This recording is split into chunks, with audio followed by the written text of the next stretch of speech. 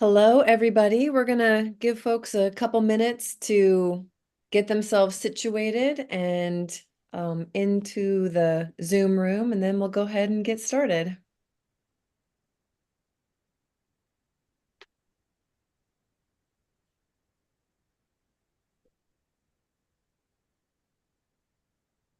I was telling Sean this whole meeting is going to be me trying to keep my black cat off of my white sweater. So, just get ready for that entertainment. It's going to be a battle of the wills. She's very aggressive. My money's on the cat. Yeah. Me too, unfortunately. Whenever I'm dog sitting Nancy, I have the same problem because a lot of my clothes are pretty dark. Yeah, yes. It always seems like the color cat or dog you have is the opposite of what color clothes you like to wear. You like to wear. Yeah. Plus, you're in one location. One location. It's going to be a good day. All right. I always like the where is guest now, though. It's like a fun game to play.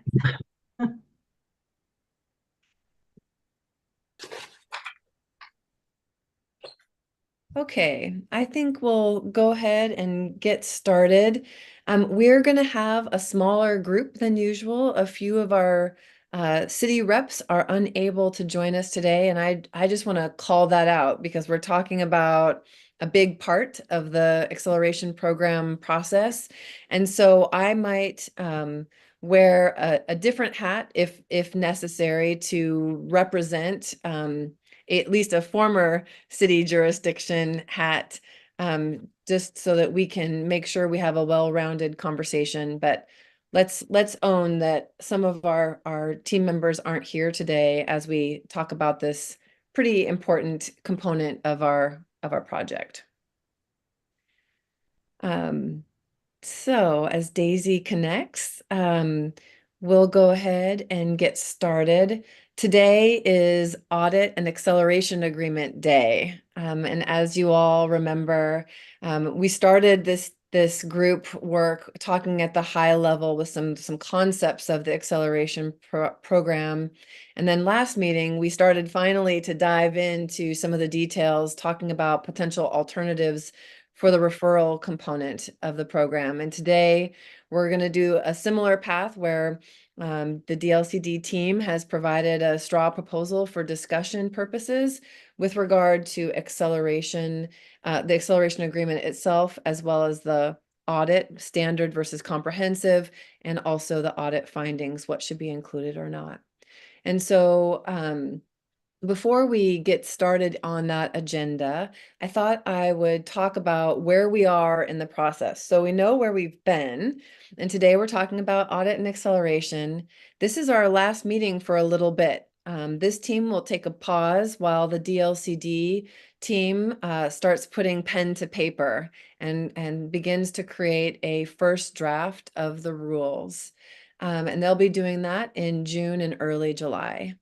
And then in late July, on the 23rd, this group will reconvene and we'll start talking about some of those technical pieces, using first draft rules as our exemplar.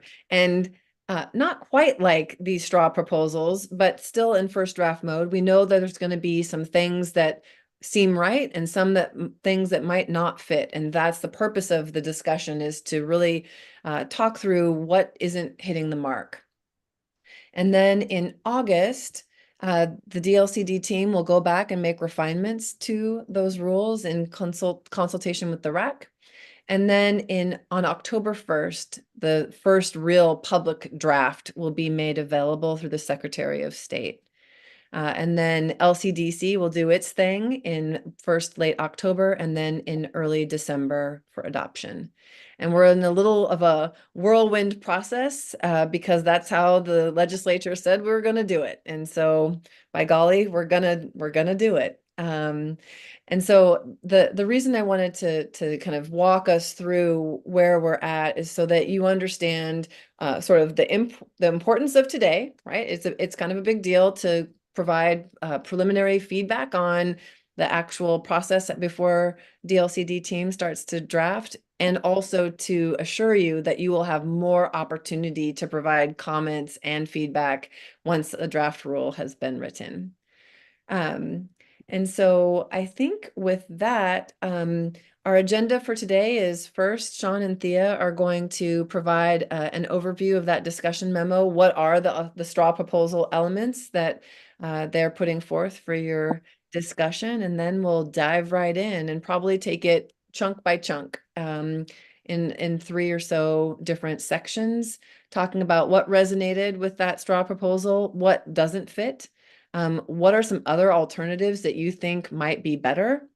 And what are some things that the team should keep in mind as they are going through that rulemaking process as it relates to the audit, the process, the findings, and the acceleration agreement itself? Make sense?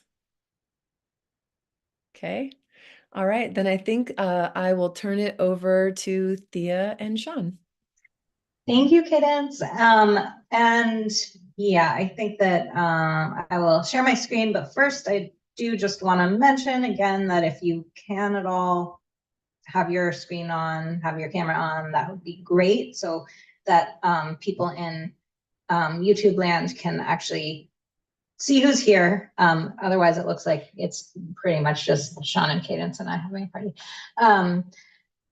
And we want to be able to see your faces. The other thing is, Ariel, I think you were just jumping on when Cadence was sort of mentioning that we don't have a lot of our local government representatives in the room today. They all had like a variety of different reasons why they weren't able to attend, and that we actually really feel like it's important to have the local government perspective on the topics that we're talking about today.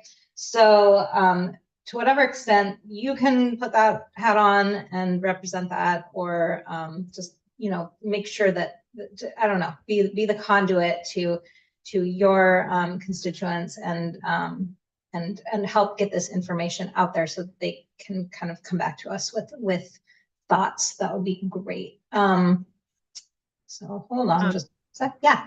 Thank you. Yeah, no pressure. I just want to know, I'm coming back from 2 weeks out of the office, so I am not as up to speed as I could be, but I will try to focus in, and we'll definitely be leaning on my county partner with Martha. But I was going to share anyways, I'm hearing from a lot of us on the local government side, we're kind of waiting for the draft rules, because I think I'm trying to remember which tack I'm in when I was last in this one, but it seems in a general like good direction, but it really is just going to matter how those rules get written. So if not to hold back, but like, you know, I'll let you know if I hear anything, you know, for this discussion today, but it's probably really going to be, we're really waiting for the rules.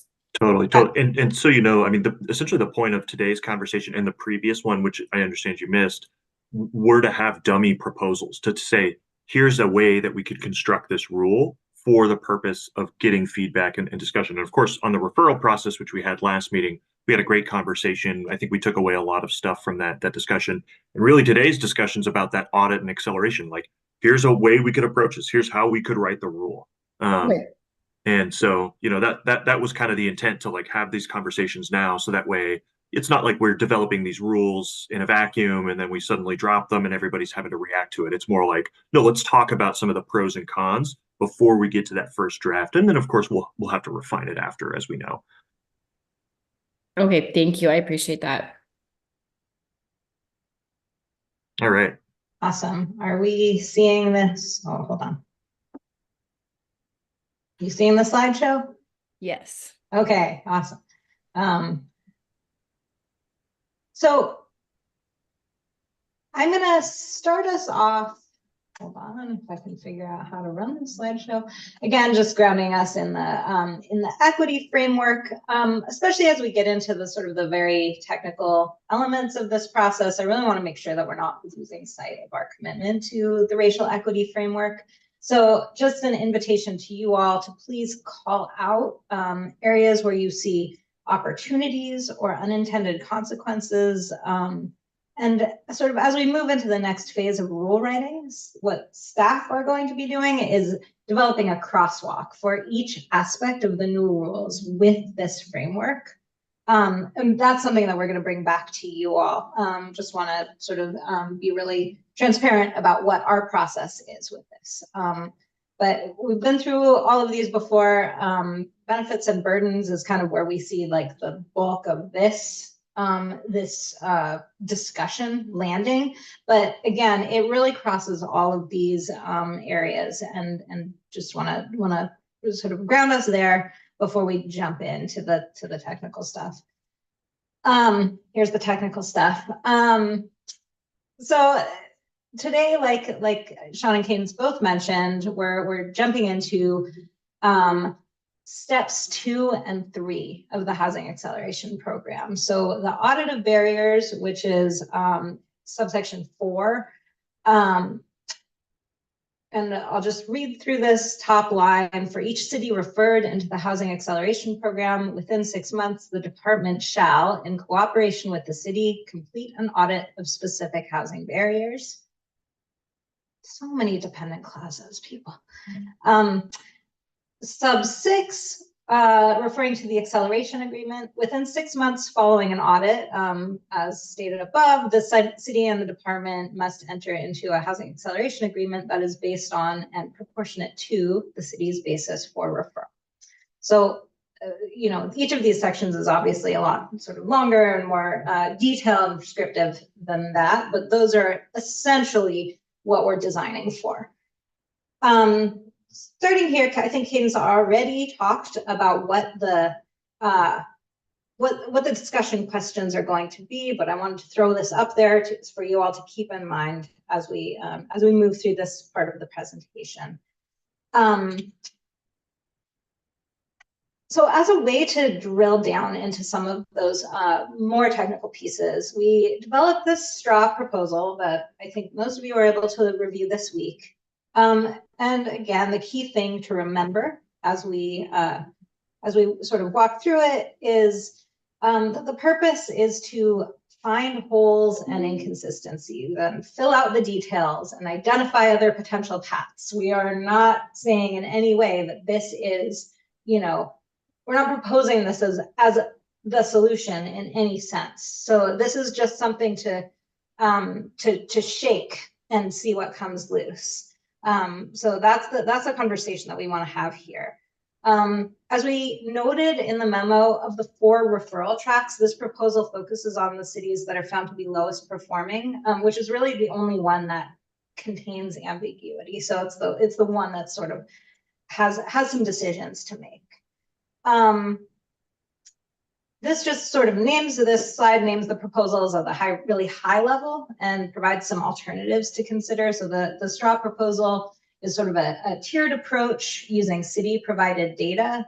There are a few alternatives to that approach. The Housing Acceleration Agreement straw proposal is an agreement based on negotiated actions that are informed by the audit. And we could either go more prescriptive, we could go into a more broader areas with that. So those are some of the ways that we could see shifting the perspective on how we're doing this. I think that's all I need to say here. I'm going to pass it over to Sean. You can provide any extra context and get into the next area. Yeah. And why don't we just move on to the next slide, and I'll kind of bring in that additional context as we go through it. So, okay, so today's conversation, right, we're really focusing on the audit process and the acceleration agreement, right? Last meeting, essentially what we talked about was this idea that, you know, we had these 4 kind of bases for referral. 3 are pretty straightforward, right? One being you didn't adopt your HPS, you didn't adopt actions in your HPS, or you are subject to an LCDC enforcement order related to housing. And of course, each of those are pretty straightforward, right? In terms of how, you know, we could construct a rule like that. We don't have to make a lot of policy decisions. And in that meeting, we talked about, all right, what about this referral process in relationship to kind of performance, right? And we had that discussion. One of the ideas, too, that we also discussed that will be relevant here is we kind of talked about this idea of dividing the work that DLCD staff does, so the DLCD policy team does, in terms of the extent of which how much we dive into the depths and details of a particular audit, right? So we differentiated, some would be light touch, and then some would be more comprehensive, diving into a lot more detail and in depth into kind of local dynamics and that type of thing. And now we're going to be talking about this audit process. Michael, I see you have a question. I just wanted to note something that you touched on that we also talked about last time. That you described did you do the things in your HPS as a relatively straightforward thing? I agree that could be. I just wanted to flag something that came up in the last NAPTAC. I think echoing my colleague Julia, depending on how those are written, it may not be at all be a straightforward process to know did you or did you not do the thing in your HPS, because the thing might be so vaguely defined that that's a difficult question. So I think that's relevant to this accountability side. That's why I raise it. But I hear what you're saying in general. Yeah, no, I understand. And I'm not saying that there's going to be no refinement in terms of how we construct that rule, but we already have a rule, right? And so it's easy to iterate on that without having to get into these policy questions of how do we distribute scarce resources, or how do we construct a system of measuring progress towards performance. Like, all those are really difficult questions, right? Whereas, adherence with an HPS is a little bit more straightforward, especially in relationship to existing HPSs that we have, and rules that we have. So just keep that in mind. It's not saying that there won't be any opportunity to comment on it, but it's not where we're focused right now because it's a more straightforward exercise. But the other piece, so now, we're moving on, we're talking about the audit process.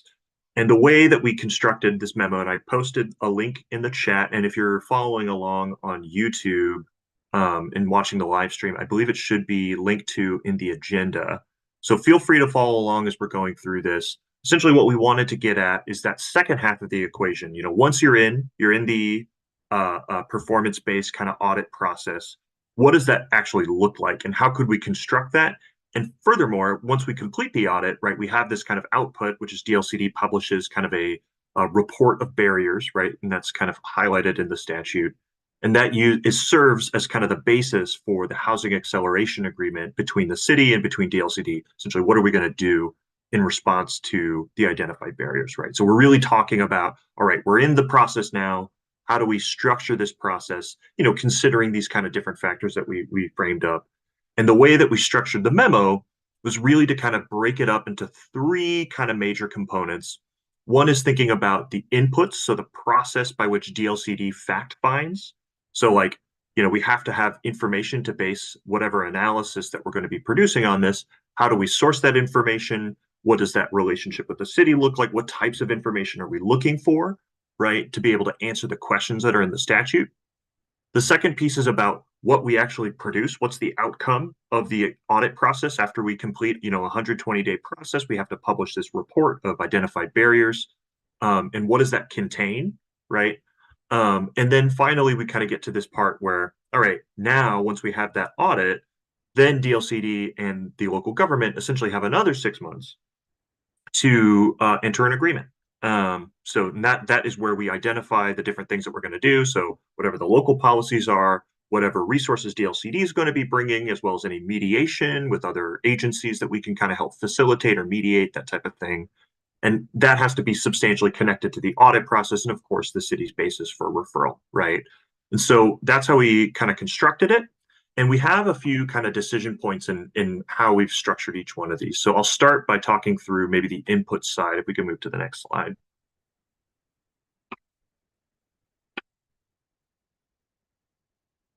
Can we move to the next? Okay.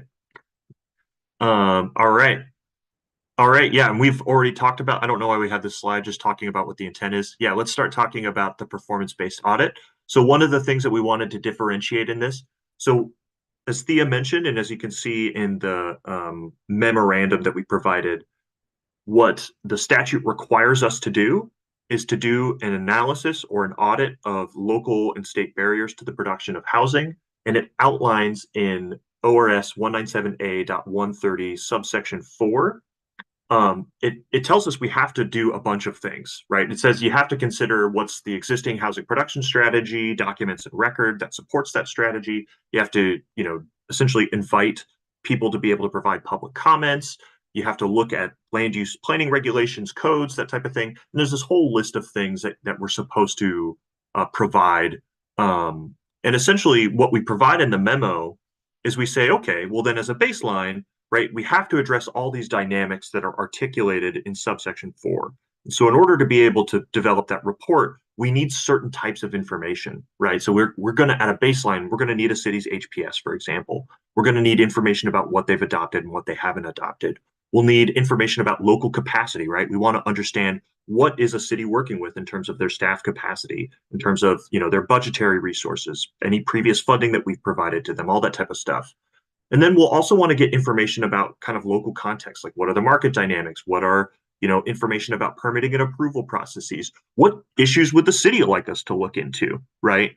And just to essentially kind of get all of this baseline information as part of the standard audit. And then what we also provide in this memorandum are a series of additional kind of more in-depth and nuanced considerations that we could incorporate into a more comprehensive audit, right? So distinguishing that in terms of the amount of work. So in all audits are going to have this baseline. In comprehensive audits, they're going to have a lot of additional information, including much more robust stakeholder engagement, mediation with folks, understanding of kind of some of the nuanced dynamics that are happening, right? That type of thing that would take a lot more work, but get us a more comprehensive and nuanced understanding of what, might be happening at the local level. I'm going to pause. Ariel, do you have a question about this? Because we're going to get into talking through what we think about it. I just want to make sure that. Yeah, I do have a question. You told me to lean in, Sean, so I'm doing it. Oh, yeah. So it's on the memo, it's like in italics, information related to local dynamics, local things. In terms of when you get to the rules, is local going to be just the city, or where there's regional considerations, is that going to be considered? What do you mean by local? Yeah. So I think the intent of this is to try to get an understanding of what the market conditions would be, right? So what is essentially all the factors that are happening in the context of the city that are related to the audit. And we would also want to know things in terms of relationship to, like, what are the relationships with, say, like, for example, do they have a special district that administers, say, like water, right? Or do they have a regional entity that they have like a connection or relationship with, or what's their relationship with the county, that type of thing. So I think the intent really is just to be a little bit of a fact-finding period and just saying we need certain types of information to be able to answer these questions. So that's the intent behind that provision.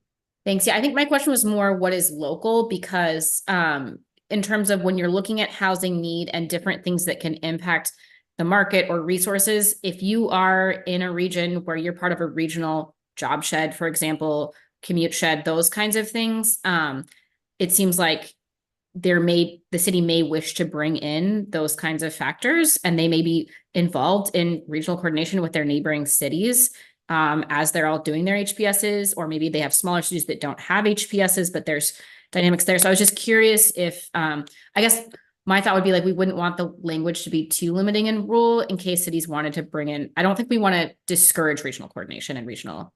No, I guess is my point.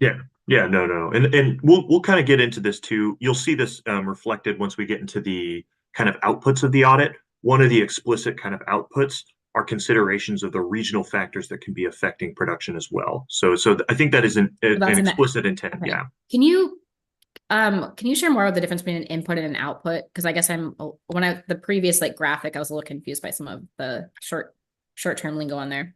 Yeah. So you can think about this. So what the statute requires is an analysis, and it tells us essentially you have to consider the following things, and it lists it out in subsection 4 of the statute that says you have to be able to answer questions in relationship to this, and this. You have to consider all these things, right? So you have to consider the HPS.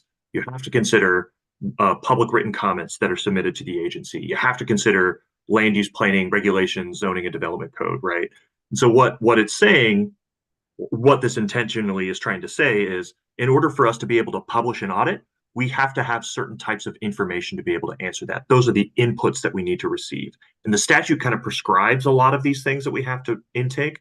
But I think what we've also heard is, hey, there's going to be instances where you're going to need to do a little bit more to get a more nuanced understanding, especially if you're doing a comprehensive audit, right?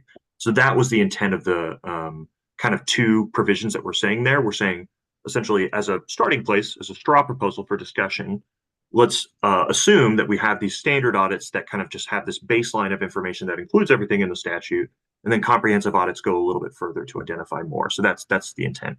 So what's an output? The output would be, what are the barriers that DLCD has identified that we're required to publish? And you see that in subsection, I believe 6, that says DLCD must publish an audit of barriers. And we're gonna jump into We're going to that. talk about that. Okay, Yeah. thanks. Yeah, I guess, okay, thank you. Yeah, Martha. Thank you. And so hi, I'm sitting in for Karen Burig today, and my question, maybe because I haven't been as involved in this tech.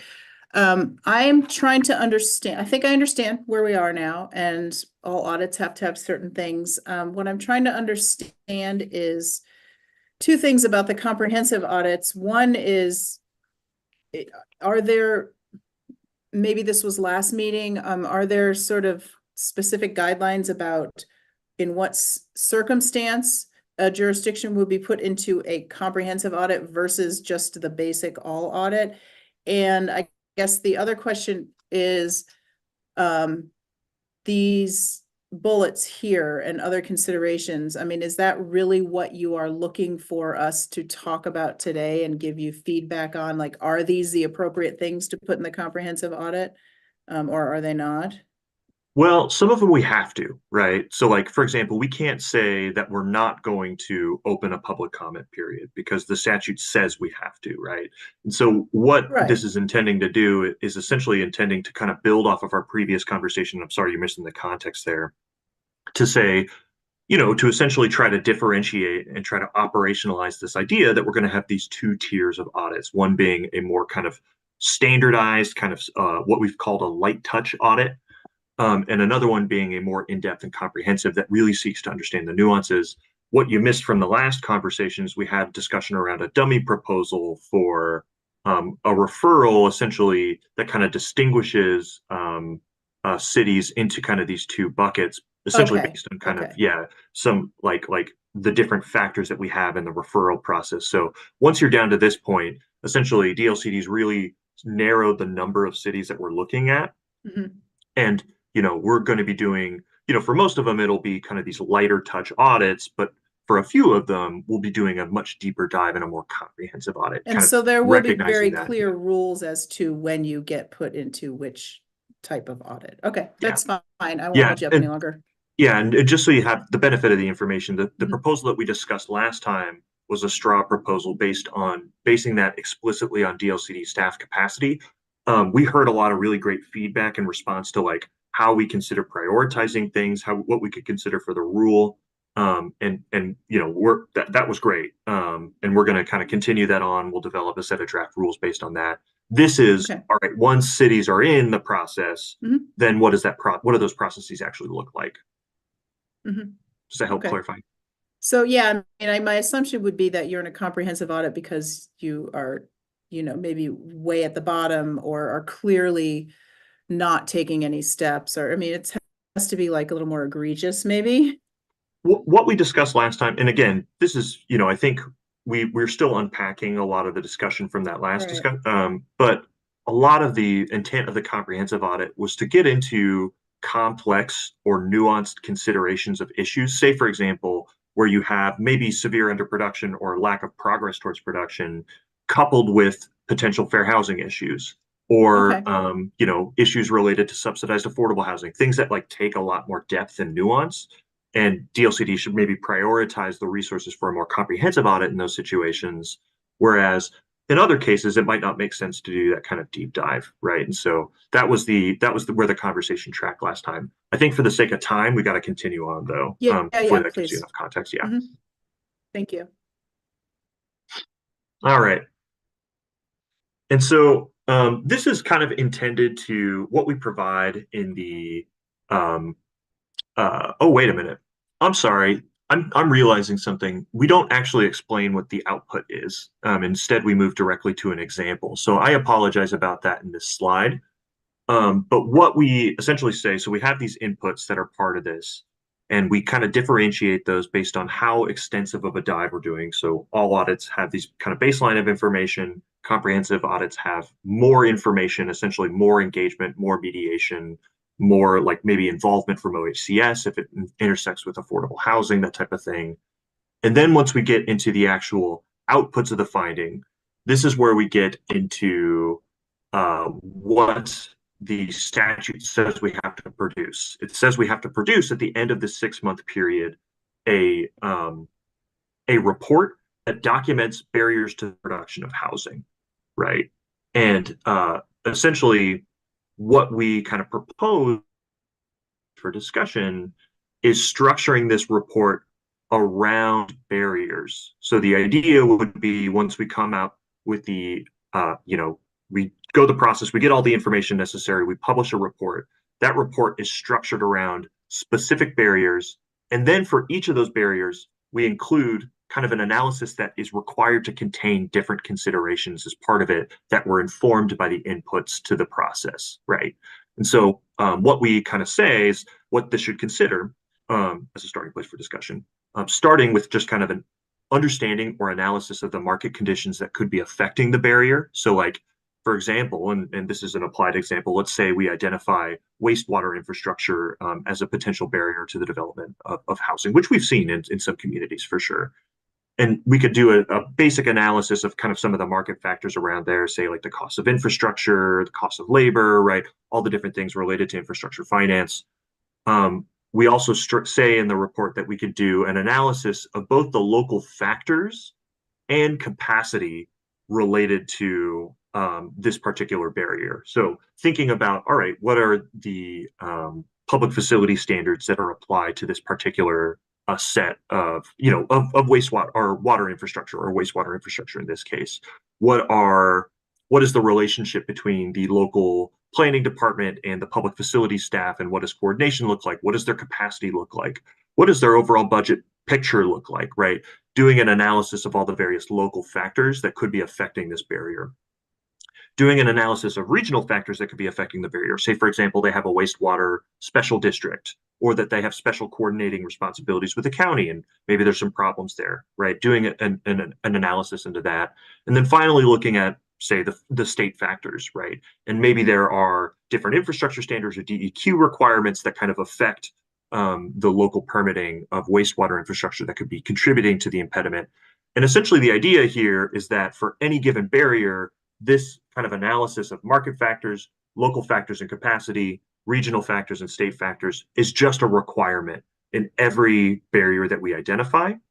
And then in kind of response to that, the audit also identifies a menu of options, essentially saying for, all of these kind of analyses that we've done in relationship to local, regional, or state barriers, we know that there could be different approaches that can start addressing this potential barrier. And the intent is really to kind of provide these options as a starting place for discussion between DLCD and the local government.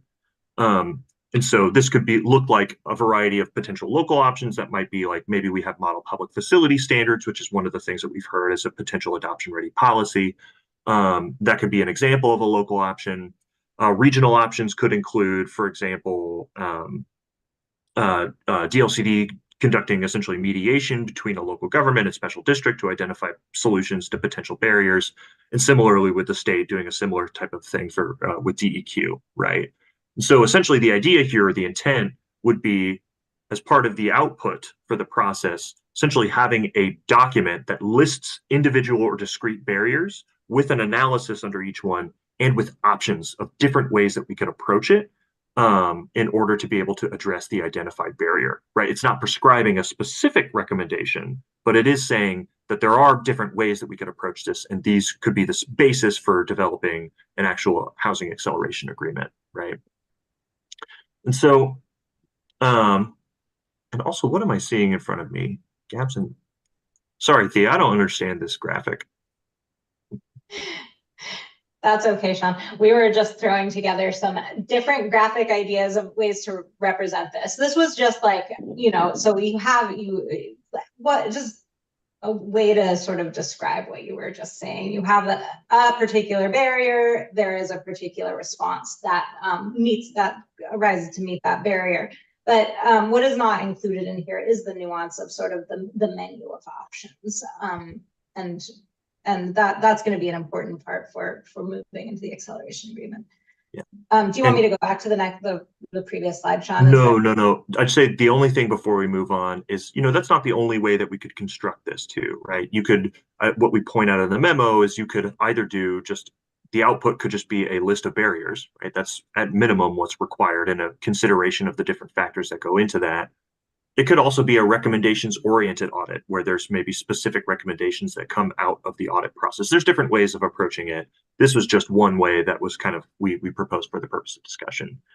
All right, let's get into the actual acceleration agreement. All right. And I can talk through this, but Sean, this is the inside of your brain, so. Yeah, I'm also noticing, I think some of the edits that I put on the slide did not catch. Oh, am I that's using okay. the wrong version of the slide deck? Yeah, no, it's all right. It's Go all right. ahead and explain what changes you made, because yeah. Yeah, no worries, no worries. So essentially once we finish up the audit, right, we have 6 months to do that. Now we have 6 months essentially to enter into an acceleration agreement with the city. And then there's also this kind of distinction that happens in the audit process, and that is based on whether a city is identified, essentially whether DLCD identifies that the factors affecting production, and I believe the statutory phrase is, are a consequence of policies or practices that the city essentially employs that create barriers to the production of housing. And then essentially what it says is there's kind of two courses of action. One could be that a city has to do kind of this expedited action where there's pretty consistent, like you have these timelines that you have to meet where you have to revise your HPS, you have to incorporate these additional actions, and there's a big list of things that DLCD can require that city to do. And then on the other course, if we identify that the policies or practices that are not in response to policies or practices directly employed by the city, they still have to address it, but just in their next HPS, right? So it's less of an expedited action. It's not like a you're good, there's no action necessary. It's more like this will just be encompassed or incorporated into your next HPS, and then it isn't as quite prescriptive. And the big thing that we were trying to think about as part of this was, all right, we have this audit. It comes out with this menu of options that we could use as the basis for negotiation between DLCD and the city. How do we make the determination between these two courses of action? One's going to be an expedited track, and one's going to be kind of like a next HPS track. And what we proposed in the memo, and this was the addition I put to your slide, Thea, was that we essentially differentiate those folks based on whether DLCD identifies discrete actions or practices that a city has adopted and employed that create barriers to the production of housing. And this is intended to differentiate it from, say, maybe a city doesn't have the resources or capacity to implement actions, or maybe a city has tried to do actions in good faith, but maybe they, accidentally created some barriers of doing so. It differentiates those cities and say, hey, you guys are fine. We understand that, these housing production's hard. It's going to be a difficult thing. Just address this in your next HPS, and here's some ways that we could approach that. And it differentiates the cities that kind of would maybe we identify an example of a discrete barrier that was created by a specific policy that was adopted by a city.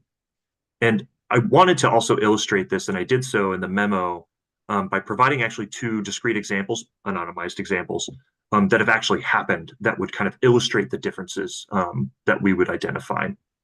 So on this expedited action track that you see up here, an example that we kind of proposed in the memo of a city that would fall into this bucket, there was an example of a city that had adopted middle housing codes and then adopted amendments to their middle housing code to make cottage cluster developments harder. This was something that actually happened, and specifically by restricting a lot of the allowable FAR and height provisions.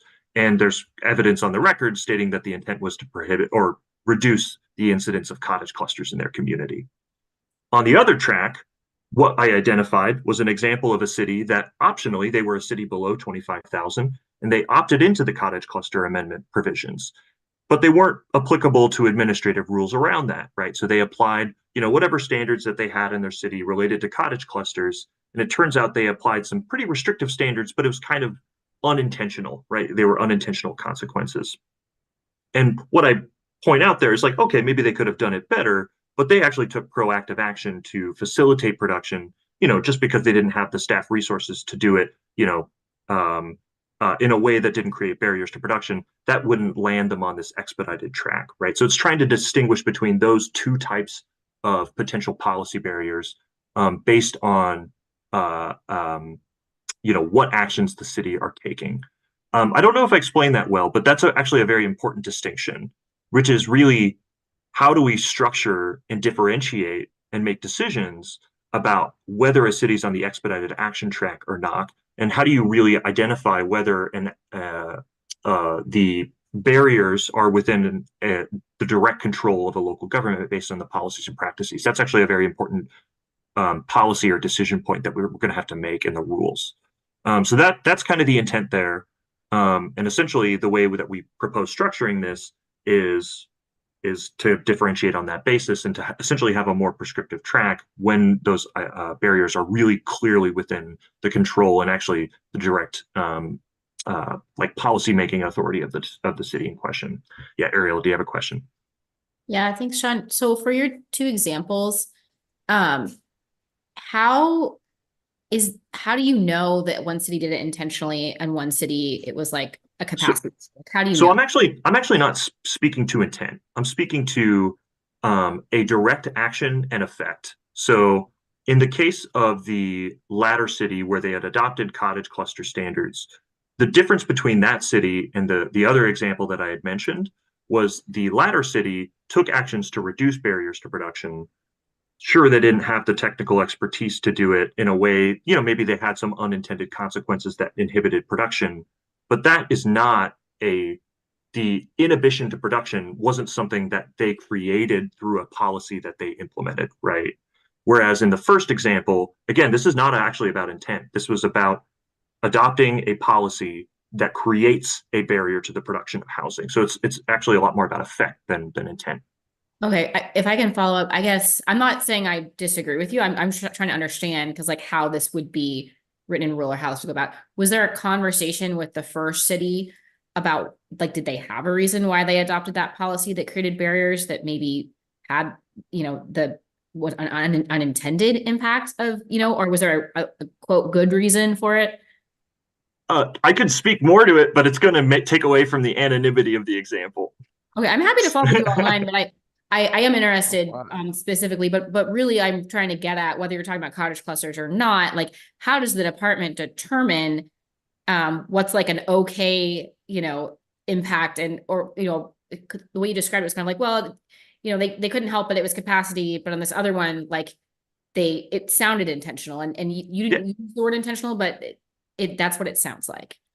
I mean, alternatively, another way that you could construct this would be saying that any city, if they could control the policy lever, that they are referred into the expedited action, even if, maybe there's a capacity issue or, maybe it was a result of lack of capacity investments, or maybe it was a result of, trying your best and then maybe kind of doing it wrong this one time. Or something like that. I guess we could say that those cities are on the expedited track too. That would make it very clear, actually. Yeah, I'm just trying to explore this because the other question I have is like how the determination that it was the second city, it was because they didn't have the capacity to do it the right way or the most efficient way. Like, was that a conversation that the department had with this city? Is that like an on paper, black and white determination from your perspective? Like, I'm just curious how this delineation, like how we get there. Right. And I think that we'll get into the discussion of that, like how do we actually structure that, I think is an important question. But it's just a starting place for discussion. But yeah, let's continue on, then we can get into the merits of the actual policy construction. So yeah. Michael, do you have a clarifying question? No, I'll wait for the discussion then. Thank you. Awesome.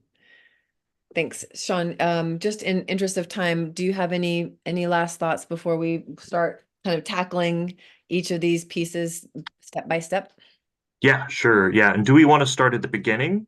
Okay. I think so.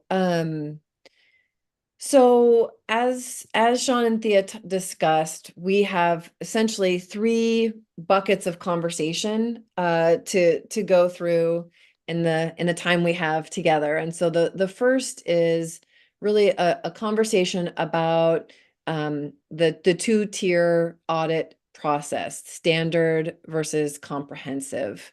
And um, I think the key questions are what resonates. So last time we talked about how a city might slot into a light touch or a more in-depth audit. We don't need to revisit that part. But once that decision has been made, do you feel like the components of what was included in a standard audit versus comprehensive audit make sense? Are there other thoughts? I think, Martha, you raised, like, what other considerations would you want to have in either a standard and or a comprehensive audit? And what other information do you think would be important? And I think we'll stop there. Oh, I guess the other question on the table is this idea of, should we always just rely on publicly available information? Should we do some more in-depth research? Should we solicit input or just allow for public comment? These are the kinds of questions and discussion we're interested in having with regard to this section. Yeah, and just a note too, pretty much everything on the left is kind of required to fulfill the statute, whereas the things on the right are more of those kind of in-depth, right, kind of nuanced considerations in addition to the baseline requirements of statute. All right, Yeah, Ariel. Ariel. Just want to clarify what I think I heard Sean say, which is the stuff on the right, the stuff on the left will always happen, and the stuff on the right will be in addition to. So it's not like you wouldn't do public comment for a comprehensive audit, right? Correct. Right, just checking.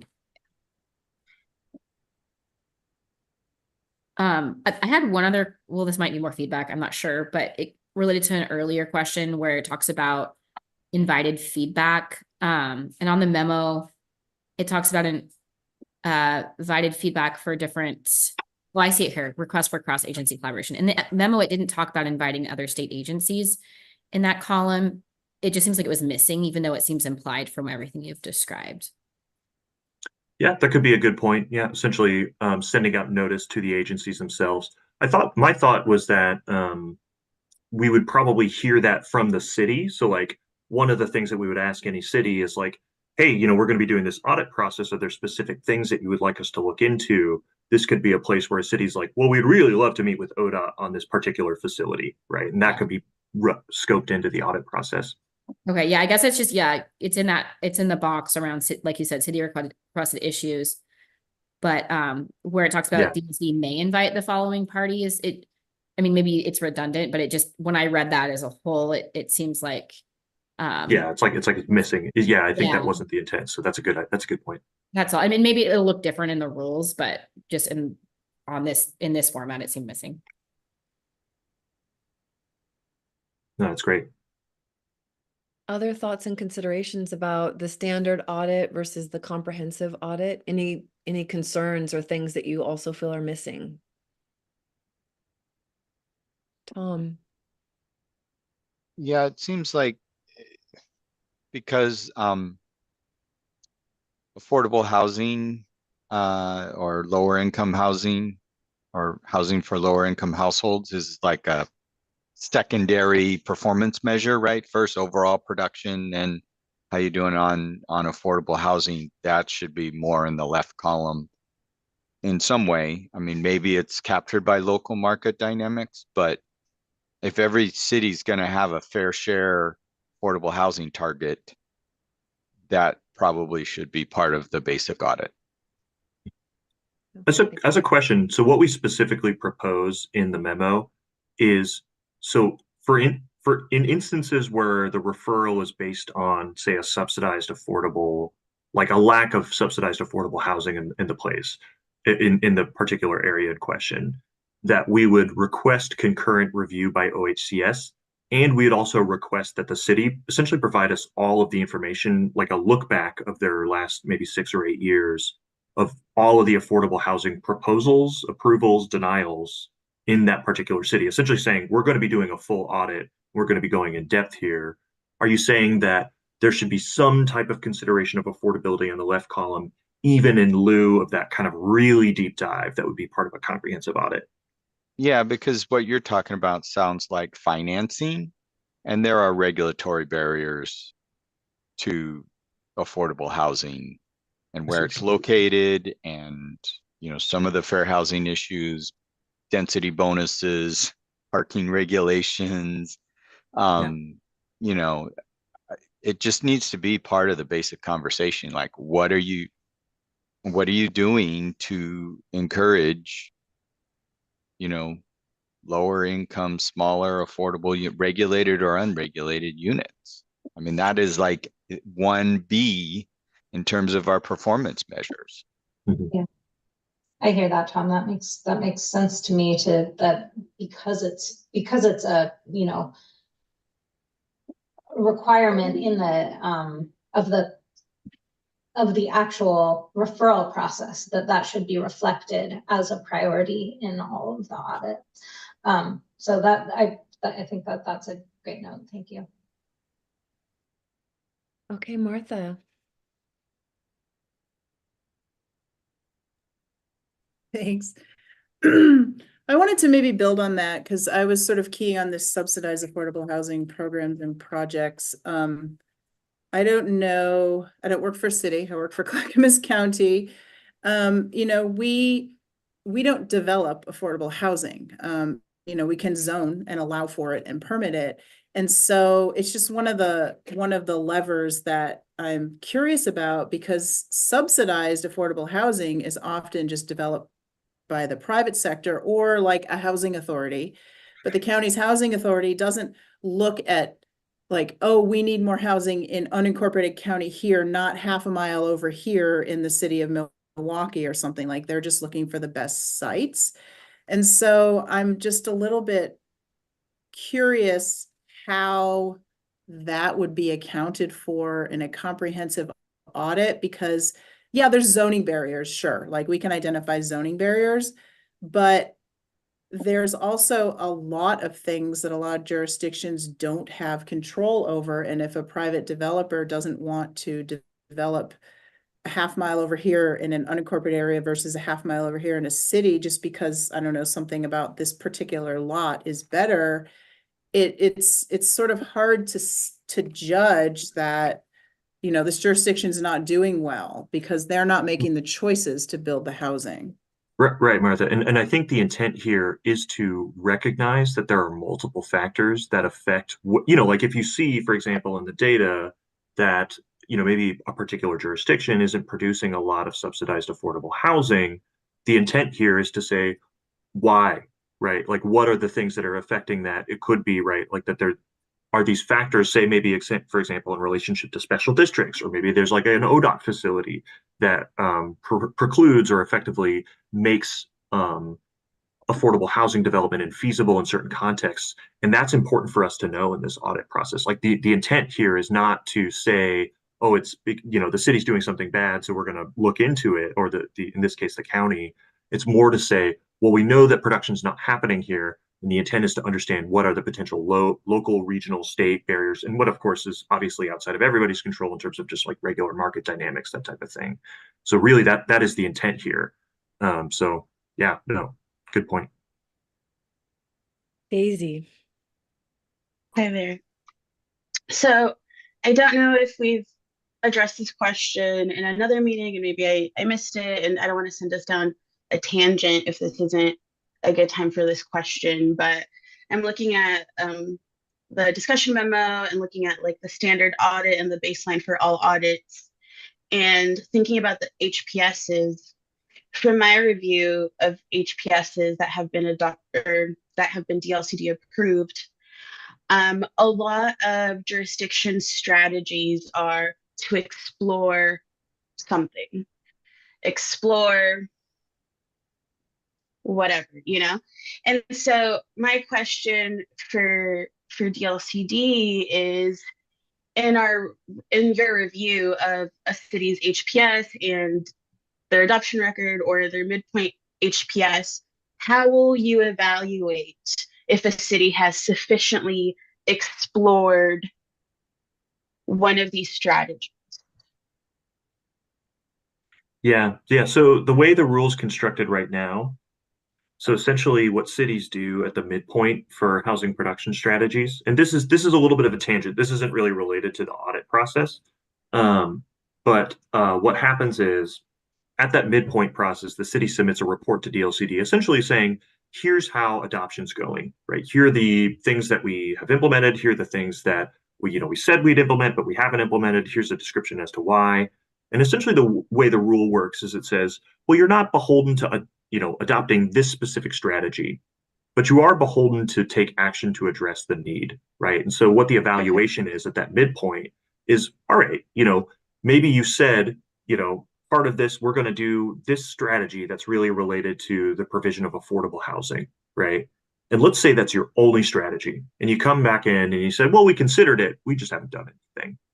You have to essentially make demonstration to DLCD that you're not leaving this action unaddressed. You're not doing nothing in response to it. Now, one of the things that we can consider in this rulemaking process, and I think we'll be kind of rolling into here, is failure to adopt a specific action can be the basis for referral into the housing acceleration program based around that specific failure, right? Like, you're going to be focusing on that specific action and why it wasn't implemented.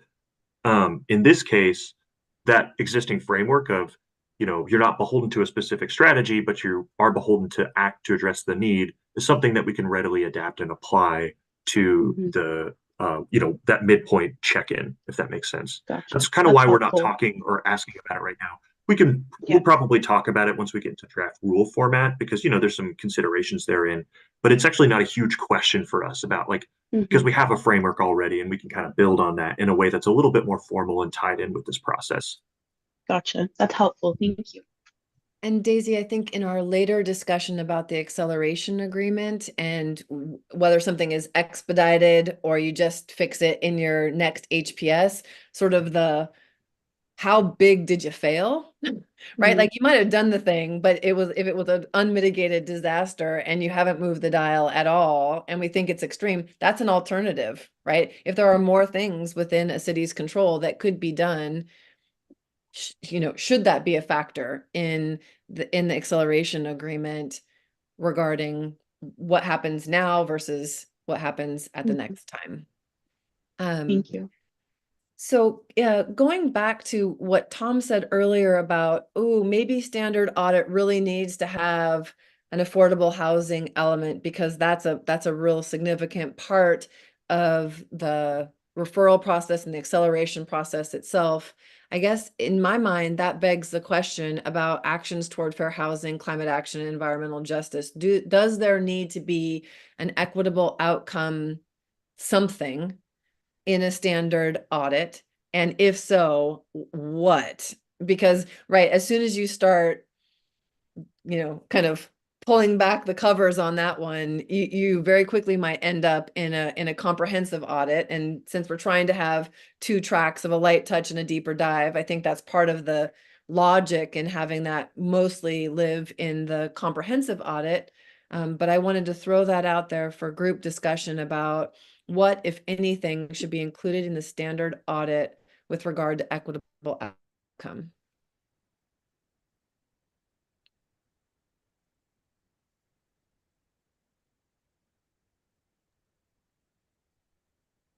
I would echo Tom's identification of zoning as a key barrier. Like, when you're talking about, as Martha put it, like, people are looking for the best sites. The major input of what the best sites are in many cases is, what does the zoning allow? That's obviously part of it. So a review of zoning. And specifically, is this zoning that can be used by a LIHTC project? I see. Right. Okay. Any other thoughts? Sorry, I missed the question. Is it what are the barriers or other considerations that are missing? Oh, Ariel, I was just offering that since we have sort of the standard audit on the left and the comprehensive on the right, is there anything related to equitable outcome that belongs in the standard audit category? And if so, what does that look like? That doesn't make it a super deep dive audit experience. Well, one thought I had in reviewing the memo, and this may be too specific, but I noticed that the trigger or the formal process for OHCS to do the review is only for comprehensive, which I can see totally makes sense. At the same time, as OHCS is going through all of their updates to their affordable housing resources, there are a lot of really specific criteria that will really have a direct impact on what kinds of projects are eligible in communities across the state, specific to like how they're identifying like difficult to develop areas, qualified census tracts, income levels, like some of the criteria for OHCS is like, it has to be with like in a very specific distance from a school or a grocery store, things like that. And you lose points and things like that. And I know they're moving away from more specific scoring, but some of that is still in there, and for lift and different types of housing. So if we're going to be looking at, zoning is definitely a barrier, but I do think that the OHCS scoring has a direct correlation to the kinds of projects, affordable, specifically publicly supported affordable housing projects we see happen in different communities. And so that I do think that there needs to be, I don't know that it needs to be part of the audit process or if it can be addressed kind of outside of that, but if some of those things don't get resolved before we're in this process with cities, it's going to come up in a lot of places, I think. Because I think we're going to see naturally that like every city is not going to have enough affordable housing production because we have constrained resources, right? So then the question becomes like, what are you doing to help bring those resources to your community? And some of them could be locally created, but I think there's a lot of going to be state created. Thea, you're sharing a screen your calendar. Oh yeah. Yeah. Also, my condolences, Thea. But so yeah, and this is let's talk about this a little bit, because this is one of our thinking. Do you all is it helpful? Sorry, is it helpful to have that list up? Are we still referring to it, or is it better to see each other's faces? We can back off for now. Yeah. So let's take a minute or take a beat to talk about it. So one of our initial kind of thinking points behind the draft proposal, when you think about OHCS and when does it make sense for them to be involved, right? Because we have this provision in statute that essentially enables us to request that OHCS dedicate some time and resources to do a concurrent review with us, right? So to kind of be a partner in that review of whatever audit process that we're going through, right? We kind of face a similar situation there, right? It's like, how do we want to prioritize and essentially resource their time in relationship to this, understanding that, similar to DLCD, they have limited time, but they have specialized expertise in affordable housing finance. And they also have that lens of understanding how the financing structure works at the state level and the ability to identify potential barriers therein, right?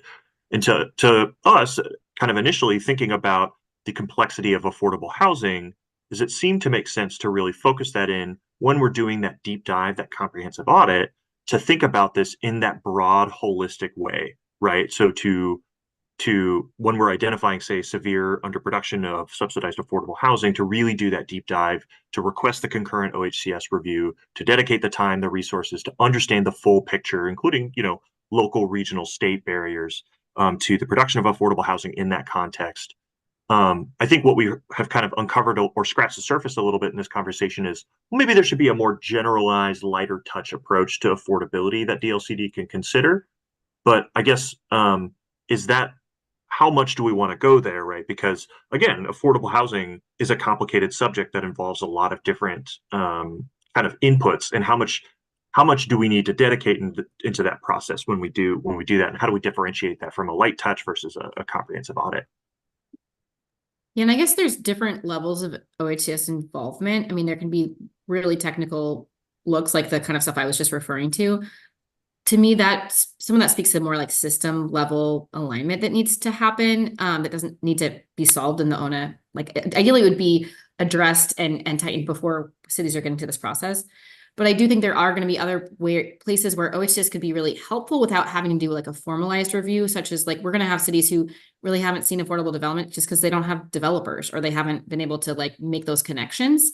That's something that LOC has been advocating for really strongly for the agency for several years now, is to have a better resource from the agency to help them identify appropriate affordable developers who, and all of those kinds of things. So, I mean, that could be a place where OHCS is invited in on the more streamlined process that could just help spur some affordable developments that wouldn't happen otherwise. And it's not necessarily punitive, it's resource-based and it's an option.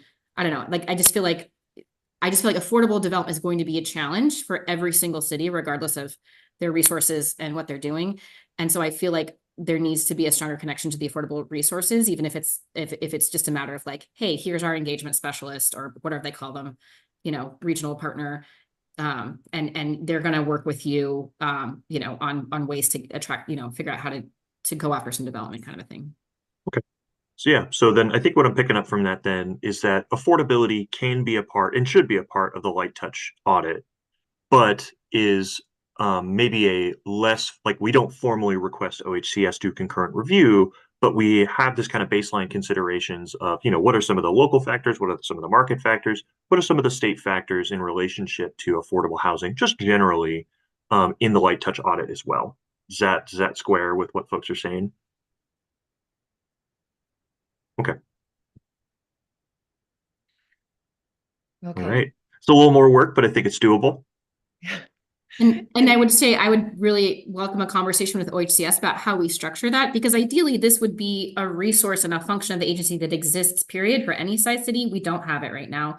And so we're very eager to support that at LFC. And it's, you know, it's not just a matter of putting it in rules, but like, how do we actually build that program and how does it work for the ONA and work for all communities? Mm-hmm. Yep. No, I think that fits in with the spirit of coordination generally, but yeah. And I think to the extent that we can try to enmesh that spirit into this audit process too would be helpful. So thank you. Okay, so to move on to the, I think, to the second bucket of discussion is really looking at once DLCD in the city and any folks who have been invited to the party to provide information for the audit process, all of that culminates in an audit report. And the report is going to make some findings. And there are some options in how those findings are structured. So if you think about sort of what feels like a Goldilocks version, there's one option, which is we've identified a barrier, and here is the prescriptive recommend thing that we DLCD think that the organization should do. Another option is that on the opposite end is here is the barrier, full stop, with no recommendations about what happens next, and that all happens in the acceleration agreement process that follows. And then I think what they've tried to attempt in this case is a middle ground, which is here is a specific barrier, and here are a series of factors that we think contribute to that: state, local, regional, market. And here are a range of options that could address those barriers. And that is essentially the foundation for the next 6 months, which is the acceleration agreement process itself, where then the jurisdiction says, we disagree, or we totally agree, and we pick this one, right? And then you know, that becomes codified in an agreement. And so what I want to kind of focus our conversation on right now is, what do we think would be the most helpful set of findings that DLCD could produce in order to facilitate that 6-month acceleration agreement process? What would you want to have included that could then serve as the foundation for the agreement? Michael. I feel like there's a existential question for the accountability process embedded in this, and that is, as I've said before, is this process trying to eliminate local political barriers to housing? Michael said memorably from LeGrand in the NABTAC that people get elected because they're NIMBYs, right? And that's a real part of politics. And to the extent that we're trying to shift the outcomes in Oregon, it seems to me that this is the way that barrier is addressed, is through this exact process. And so thinking about this, I think there's a temptation to think about this audit thing as this is a technical exercise. We're coming up with some good ideas, but I don't think that's what and this may well be one vehicle for the useful technical work the state can provide. But I think that the crucial thing that's provided by this audit process and the acceleration agreement is shifting that decision-making authority somewhat, not the local expertise, ideally. Ideally, there's still a lot of local execution involved, but the decision-making authority of this status quo is broken into the state level. And I think that in order to get that, you should be simulating the middle housing bill. If you don't meet exactly this standard, then exactly this thing happens as much as possible. So that's my argument. I'd invite other disagreements. All right, he threw it down, folks. All right, Martha. I disagree somewhat. I think I like the idea of having options because I know that there are nuances in various jurisdictions that are not always going to come out just on the data and on the audit. And I think having actions, but being held accountable to accomplish at least one or two or whatever the appropriate number is, you know, say there's 5 actions that might help you and the jurisdiction has to pick 2 of them to include in their accountability, or what is it called? I'm sorry, their agreement. That puts sidebars on it, but also I think on the ground lets a jurisdiction decide really what they think can be most effective, and what might actually work. Because if a jurisdiction is told to do something that they just can't, like in your example of insufficient wastewater disposal, well, the county doesn't actually provide, I mean, the county does, but it's through service districts. And so an agreement with the county to fix something with the wastewater system doesn't make any sense. Like, we cannot speak for the service district. And so if for some reason the recommended option was do this with your wastewater system, like we may not be able to, like, just realistically. And I'm not saying, I know that you understand that nuance and you wouldn't necessarily tell us that, but that was just sort of the low-hanging fruit example. So anyway, that's my opinion about it. I think some option, but sidebars. Thank you, Martha. Ariel. Yeah, I just wanted to support that. We've got to have some options. I'm also curious if there's room in here for the jurisdiction to bring some options from their end that maybe hadn't thought about in the yes, or that lessons learned through the process. Does that need to be explicit in the rules, or is it built in or implied, and that kind of a thing? Yeah. Oh yeah. Just to clarify, the intent was that a city could look at the options in front of them. And, I think part of this is the idea that we would pair this with adoption ready policies, right? Like, spend the next year and, of course, continue building on a series of adoption ready policies that provide a whole host of options that are just ready to go. But there's nothing in this that says a city has to choose one of these, right? They can come up with alternatives that they might think can work better. And I think, maybe to speak to Michael's point, I think the idea would be to have the broad range of options and then articulate the parameters in the agreement itself, right? Because you can say, for example, maybe a barrier is related to the number of lands that allow like a 4-story apartment, right? You could say, thou shalt legalize apartments, and there's 10,000 ways you can undermine that with poison pills, right?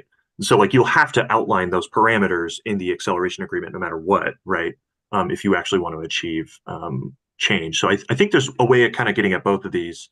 But I also think that it's possible for cities to say, hey, we really think that we can get a lot of buy-in on this particular option, and DLCD and the local city just kind of hash out what that means in the context of the agreement. Yeah, that's what I was kind of looking for. And it kind of leads me to my next question, which is, again, when I'm looking at the table in the memo, it's, going back to an earlier question I had where it talks about city requested issue areas for DLC consideration. And that's where you get requests for involvement for their state agencies.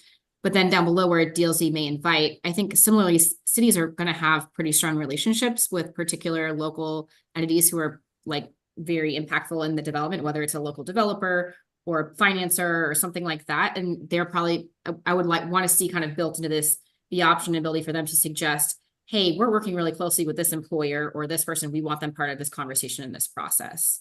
I just don't see, I don't see that. Yeah, I think we'll need to take those 2 sections and kind of compress them into one bigger section, because that was the intent, is to like that the city can say, I figured, hey, I just really didn't see it on the paper. So just it's similar to like cities bringing their own options, or hey, DLC's, recommendation number 1, we like where you're going with this, but it would be better this way. Can we have that discussion and this be our option that we're going to do? Yeah. But yeah. But Yeah, actually, just a question. Oh, yeah. Sorry, Thea. No, go for it, Sean. I just wanted to, yeah, circle back on something. Well, I guess just a clarifying question to Michael. I think if the agreement, like once you decide on a course of action, and if the agreement kind of specifies those parameters to ensure that, when the policy is implemented, it'll be effective, it won't be kind of undermined. Is that sufficient to kind of provide that overarching direction while still providing kind of that flexibility in terms of, what option in particular a city chooses? I'm just a question to you. I'm not sure I understand exactly the proposal. Can I reiterate, Sean? So Yeah, please. because I have essentially the same question, and I think that I want to. I'm hearing two things that I don't think are mutually exclusive. One, we need to provide a political backstop for cities to do this housing work. That is really, that is very like immutable. That really cannot be pushed. On the other hand, we need flexibility for cities to work towards those housing goals. I don't think those are necessarily I don't think they invalidate each other, but that was my question for Michael too, is like, can you see a path for those to exist together in the same framework? Yeah, I mean, I would say for the case, my favorite case of 4-story apartment buildings, I don't need to say that happens in this particular neighborhood as a state. The state should say that needs to happen in this much of the city, maybe this much of the city meeting these conditions. You can figure out lots of the details. You can figure out some of the zoning specs, but here are the baseline zoning specs. That's what I would say for that case. Essentially the parameters that make sure, like, we're not going to put any poison pills into this provision, that's kind of clarified. Right. But really the city, like at that initial stage when we identify the barrier, there might be multiple options. One option could be the 4-story, one could be, I'm just thinking like there could be alternatives, right? That a city might be like, well, we think, our council's really excited about this one maybe, or something like that. Sure, yeah. I guess I think the crucial, another crucial part of that though is this is going to happen one way or another. LCDC ultimately can come down with a hammer and say we are going to upzone Irvington or whatever,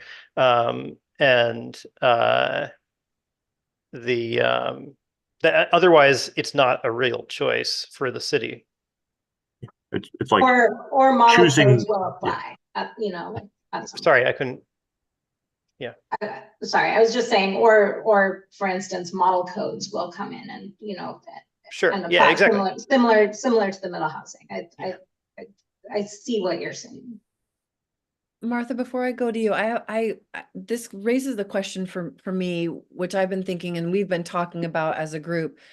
And one of the questions are there just some things that if a city hasn't done them and they're behind in production and they're behind in affordability, that they just kind of have to do? Can we save that for our next segment of the conversation? Because I think that's where that comes in. Okay. Sounds good. And I was actually gonna maybe give an example that popped into my mind about what we're talking about, or at least with options, but sideboards. And I guess in my mind, I look at, I probably shouldn't say this out loud, at the CFEC parking rules where jurisdictions were not given the option of not adopting something, right? Of not doing something. But there were sort of 3 pathways you could follow and you got to choose. And I guess that's sort of what I'm looking at or what I'm thinking about in my mind when I say options, but sideboards. But I really think Ariel made a good point in that it's not, and there maybe there should have been a 4th option, like let a jurisdiction propose an option and see if you can agree that it's going to sort of meet the same goal, right? If it's going to achieve the same, yeah, that's right. So something like that where you're right. I mean, you don't want to give a jurisdiction just lots of options and allow politics to get involved and say no to everything, right? Or create barriers. But at the same time, there needs to be a recognition that not every jurisdiction is the same and not every solution is going to work in every jurisdiction. For Yeah, sure. and that every jurisdiction is going to know itself better than DLCD will know it from Right. an audit. Yeah, With this understanding that not doing it is not an option, right? exactly. Right. Okay. Ariel. Oh, I think Martha, or maybe you just said it, Cadence, was like, I was trying to say this respectfully, but like there, DLC is not going to understand all of the nuances and technical sure. things on the ground in a city. And so that's why, I think the CFEC 3 options is good. However, we also had issues with that because some of those options really weren't true options for a lot of cities with their existing resources. Like standing up a parking program, many cities did not have the revenue to make that pencil and make that actually work. So not to get into that, but like we don't want 3 options that are all terrible options from the city's perspective. So I also think that, DLCD is staffed up a lot. You're having interagency coordination in this process. I think we'll learn a lot, both local governments and the department as we go through the first few of these, but just acknowledging that we got to have some flexibility. I also wanted, and I don't know if it belongs in this conversation, but just the other note that what cities will bring to the table in that discussion process is cities have, housing's not the only thing they're working on, right? And so they have to wrestle, just as the state does, with competing priorities and scarce resources and staff. So that also has to be, and I think there is a resource box somewhere in this process. So, but I just that's going to be a dynamic in this as well. I think that that would be a good option if we weren't also having to do this other major effort in our city that's also critically important for basic services to our community. Yeah, and Ariel, one of the reasons why we include this requirement that every barrier include an evaluation of a city's kind of capacity and resource base is with that recognition in mind that, what we can do in response to that is going to be constrained by that box, if that makes sense. So DLCD can provide some resources to help alleviate that, but, at the end of the day, we can't hire planners for the city, right? Not exactly. We can provide funding, but then the funding, only lasts so long. Yeah, Ariel, if we could just for a minute keep going down that trail a little bit, because on the one hand, it makes very good sense. We've got a super fun thing and we are responsible, we have to do this thing because we are obligated to do it. There's another thing, which is we're going to lean into roads real hard as opposed to leaning into housing, kinda. And so I'm wondering what your thoughts are on if a city is way underproducing affordability, and they haven't leaned into housing incentives or planning or regular, focus either in time, money, or effort, where does that kind of lean into making policy choices to thwart housing production? Yeah, that's where it gets really sticky because some of it's the eye of the beholder.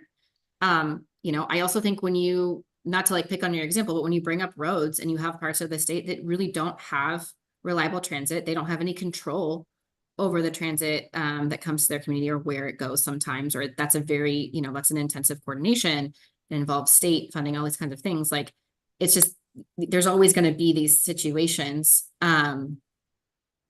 So, I think this came up in an earlier conversation when Tom had a great example of let's look at similarly sized cities and, who's got planning staff at this level and at that level, and maybe you should be investing more. It's similar sized cities have very different property tax realities and revenue bases. So we've got to consider that. So I think there's going to need to be this kind of iterative process around that. And it's hard for me to say, my early question to Sean, how do you know? What's the intent or what is this? Or how are we talking about that? I think it's really clear, not able to say, to your point, your example, this is impeding production. This is making it slower, things like that. And that I think that's an easier, more objective conversation for the department and the city to have. Now, it brings up something else I said, which is sometimes cities do things they don't do it just, arguably there could be a city that, and we know that they really want to stifle development and they put policies to do that.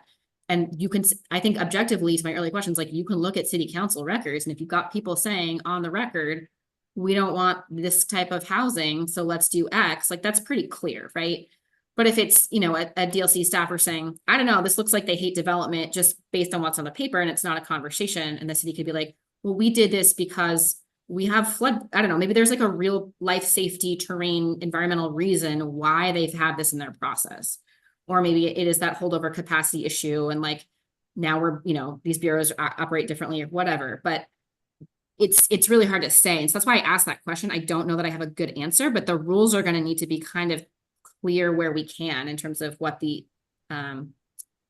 impacts are, and kind of get the department out of like pointing to intent unless they can do it in a really objective kind of clear way. Yeah, and I think I understand and appreciate that point on intent. Intent is very tricky to parse out. But before we move to that conversation, because I do want to spend the last maybe 35 minutes talking about that, maybe we wrap up this this part of the discussion, then move on to that. All right. Does that sound good? Yeah, I'm gonna give Gus a chance since he hasn't spoken yet. Please go ahead. Thank you. I know you're running out of time here, so I'll make it quick, but I agree with the options and parameters. I know that OHCS is really promoting engagement, and there's a lot of effort out there. I speak mostly from rural lands, but there's a lot of set aside for rural. There's a lot of interest in trying to drag us into being more productive. And so I think if we can implement some baselines, I guess, in the audits for what have you done, and here are some things that we encourage, because I think when you go to a lot of these rural communities, they're not going to have the machine built to be able to really know what they need. So if we can create, here's a list of 3 to 5 things that we think would really be beneficial for you to do, and here's how we're going to help you do it. Can you do those things over the next 6 months, or 3 of them, or 2 of them, or whatever, and create this kind of leading them into being more effective in what they're doing? I think that would be a critical component. And if we could encourage OHCS to go out and do more like regional, kind of informational learning type engagements, I think they'd get some good response out of that. So thank you. Awesome. Thank you so much. All right. Let's see. Michael, I'm going to go to you if it's quick, and then Samuel, I want to make sure you get an opportunity also. Yeah, I'll make it quick as I can, but it's not super quick. So Sam should go. Okay, Sam. Well, I was going to ask Cadence, you had started a conversation about like, are there minimum things or like things that if they came would automatically have to be a part of that? Is that still something we're going to come back to? Yeah. Okay. I'll wait then. Okay. So Michael, this is related to that actually, but I'll say it now since I'll inform that later. To your point, Cadence, to echoing some of the themes that Ariel raised earlier, I really think that like a key question for a lot of this, it seems to me, is are you looking for the binding constraint, or are you looking for the binding barrier, or are you looking for the barrier or a barrier, right? So I'll, by way of illustration, an example, I was talking to Karen Swirsky, retired planner in Bend, lives in the Orchard District in Bend, walking distance from downtown. When she moved there in 1987, Bend was the size of K Falls, and it would have not penciled to build apartments in her neighborhood where she bought in the Orchard District. And by the time she retired, houses are $1 gazillion. It would absolutely have penciled to build apartments in the Orchard District. And so it started out as not a binding constraint. Somewhere along the way, it switched over. Nobody could tell you in 1987 that Bend was going to go kablooey.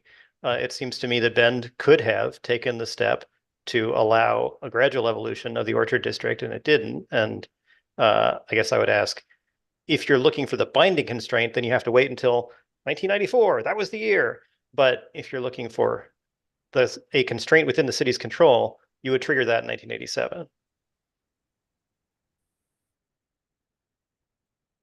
Okay, so let's keep that in mind as we move into this next part of the conversation, which is really around the acceleration agreement and the 2 pathways right, that Sean indicated earlier, which is we're in this discussion because you're in your midpoint review. You've been a low performer compared to your peers. You've been referred. We've done the audit. We've come up with some findings, and at least under this straw proposal, we've identified some specific barriers and a potential range of options at different levels of kind of actor.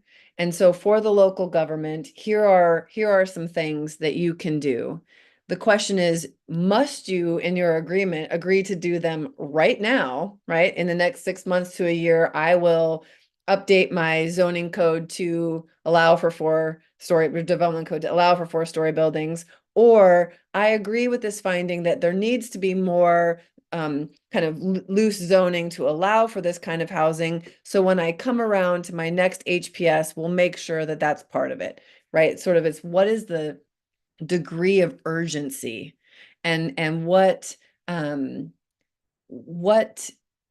of triggers that sense of urgency, and how will cities know in advance? Because they could just like find it out on day one of negotiation of the acceleration agreement, but that feels a little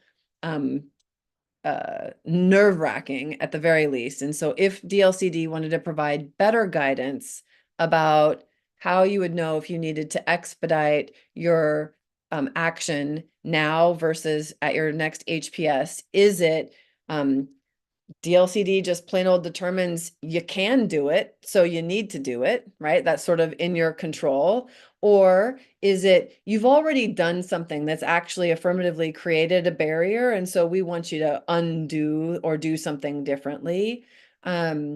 Or is there another kind of prescriptive, you did this thing and now we are requiring you to do that thing, as opposed to a range of options? And so in those sort of 3 options that are on the table, what feels important to elevate?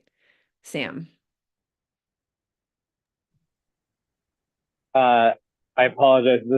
This is related, but I do just want to raise that I do think that the audit process is going to reveal some existing non-compliance.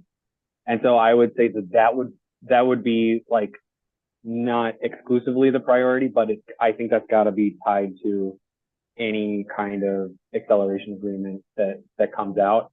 And so I'm thinking like, code that is not clear and objective, zoned sites where, it's on a slope or in a wetland so that multifamily is not possible.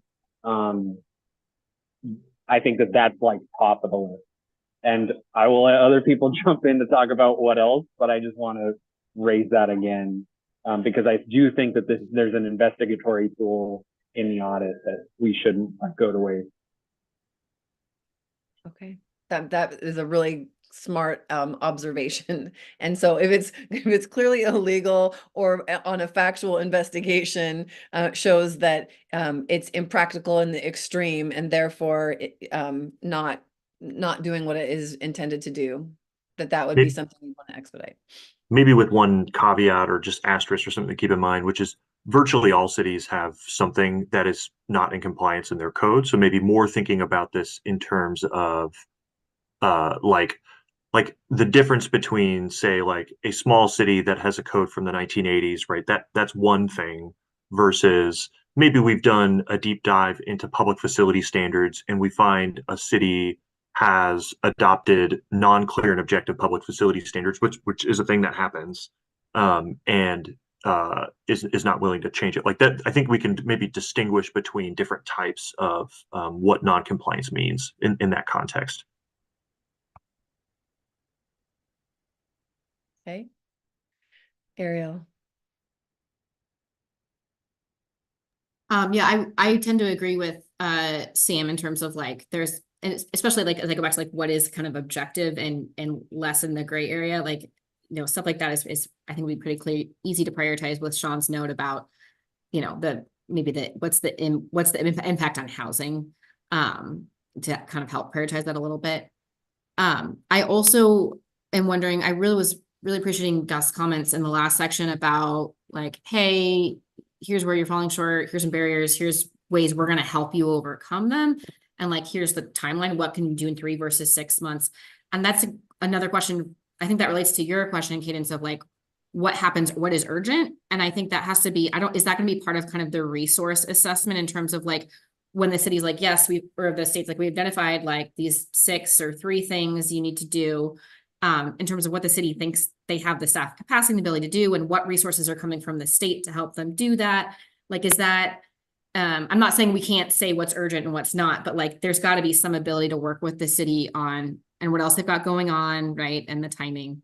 And I think in also kind of related to is like, there's going to be some longer term things that maybe aren't urgent because they're long term, like some of this facility planning and infrastructure. But if you don't start now, it's going to get more, it's going to balloon, right? So that timeline I think should be important. And I don't know, that doesn't really answer the question of like what has to happen, but I do think the timing of what can happen is important to consider. Yeah, and we didn't talk too much about the audit findings and how that can also articulate at the state level, right? And be sort of a range of options for DLCD, technical assistance and resource allocation, right? We can say, oh, we've identified this barrier, DLCD can help, or we've identified this barrier, we've talked to OHCS, or we're going to ask for mediation with these 3 partners, right? Those can be other sort of audit findings that come out that then might feed into the acceleration agreement itself. Not just what the local jurisdiction can do, but how DLCD specifically and in concert with sister agencies might also be able to have their resources brought to bear. Great. I was also just thinking like specific to Sam's point of like, you clearly need to fix this thing in your code, but how much, how many planning staff do they have? Even if they're going to expand their planning, like when can that actually happen and what is urgent? And, where can the department actually step in and help them do that? Exactly. Whereas other cities could potentially, they can take that on, but then, they got to stage out other things. Yeah. What is technical assistance and when can it be made available? Yeah. All right, Martha.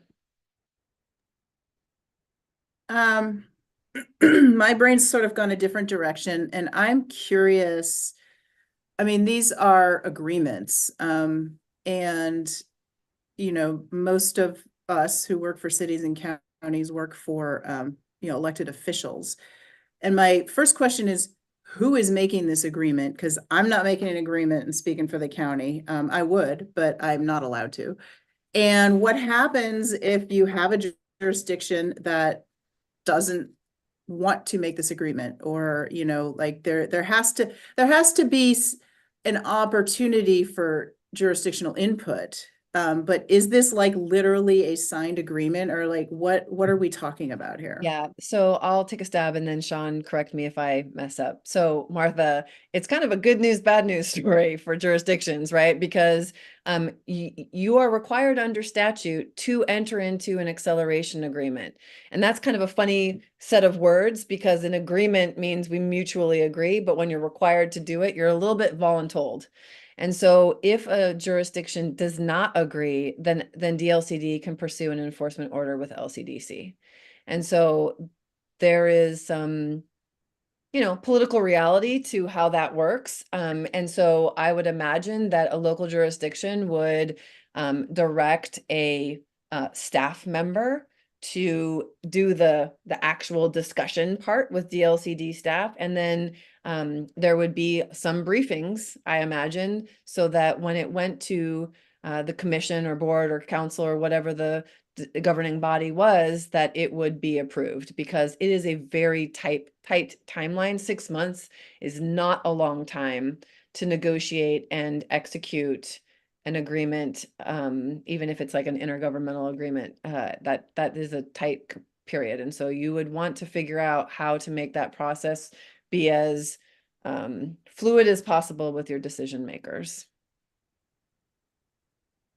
Fair enough. I think so. What I'm hearing though is if after that 6 months there is no agreement reached, then the next step would be an enforcement order. Yeah, and explicitly what LCDC has the authority to do, and the intent would be that planners have the ability to communicate these consequences pretty directly with their decision makers. Yeah. LCDC has the authority to pretty much explicitly say the city has to do X, Y, and Z, and in the interim, a model code, administrative review of housing, maybe revenue withholding, like these different kind of tools, enforcement tools, are at their disposal.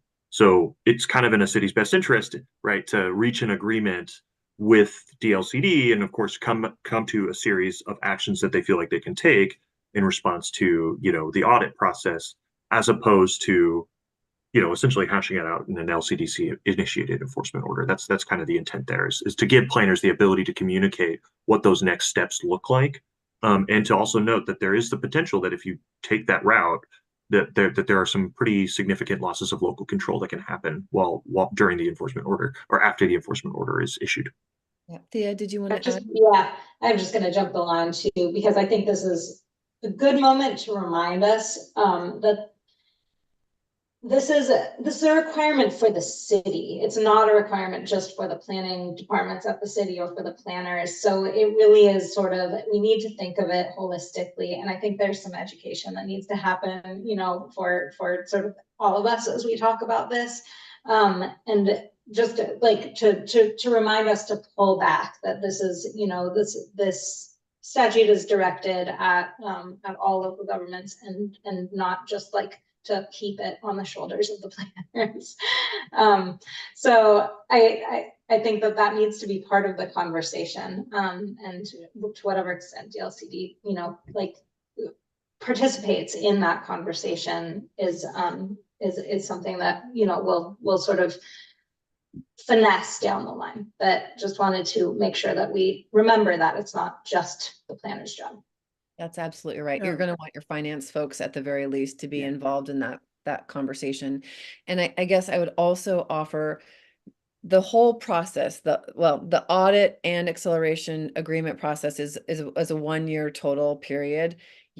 Jurisdictions are not going to want to waste that first 6-month period. And so to Ariel's point of like, can we offer suggestions? Can we offer options?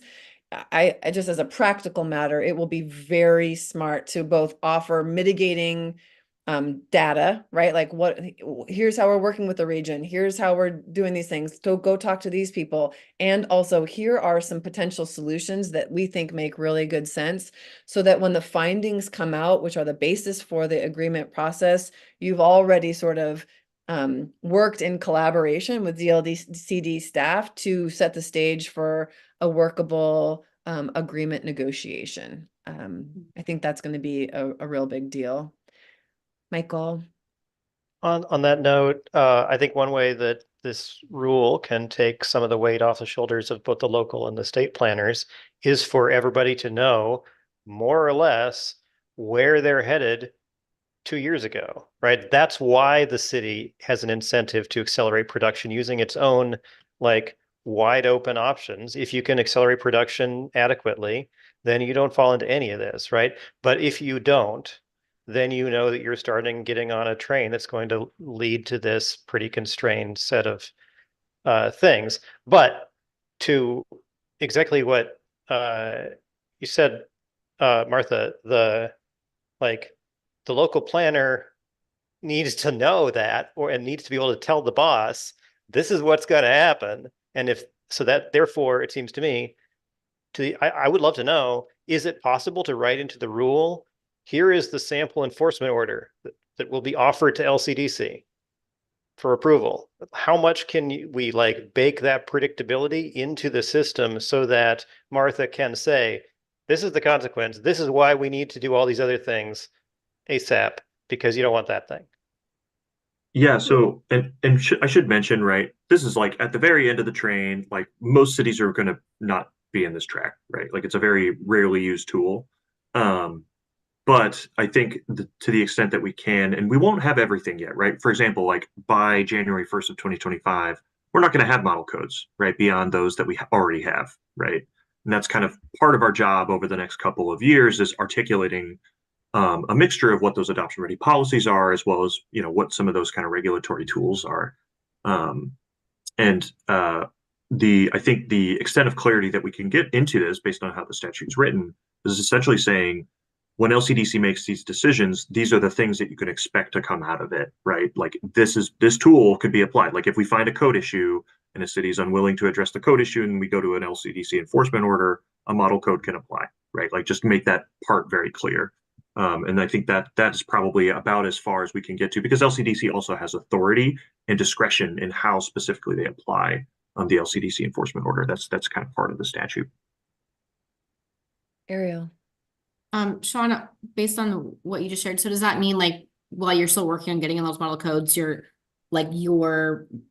mandates are going to be a little bit dependent on your available resources as you build up, you'll have more options? Yeah. And I think part of this is underpinned by the fact that like we're not going to be doing it like this is the earliest that an LCDC issued enforcement order for something like this could come out would be like in the next couple of years. And that's only assuming we have like another track LCDC enforcement order that's unrelated to the audit process. Like the audit process, like this is years down the road. And so I think the main thing is we have to have the rule structure by January 1st of 2025. But then, there's specific tools in there like model, like. So we're not going to get specific to which model codes are in the rules because like you won't necessarily know which ones you have.